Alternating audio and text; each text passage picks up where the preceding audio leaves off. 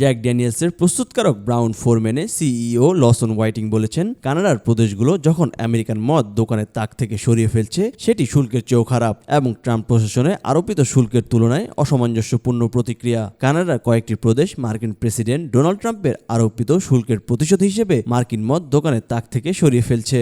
Canada মঙ্গলবার মার্কিন যুক্তরাষ্ট্র থেকে আমদানিকৃত পণ্য যেমন ওয়াইন, স্পিরিট এবং বিয়ারের ওপর 25% শুল্ক আরোপ করেছে। তবে হোয়াইটিং বলছেন যে কানাডা তাদের মোট বিক্রির মাত্র 1% জন্য দায়ী, তাই তারা এ ক্ষতি সামলে নিতে পারবে।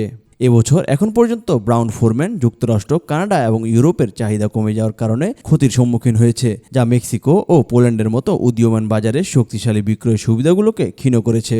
কোম্পানিটি খরচ কমানোর উদ্যোগ গ্রহণ করেছে, যার মধ্যে কর্মী ছাঁটাইও রয়েছে। বিশ্লেষকদের মতে এটি কোম্পানি ও পুরো মদ শিল্পের জন্য ক্রমবর্ধমান প্রতিকূল পরিবেশের প্রতিক্রিয়া।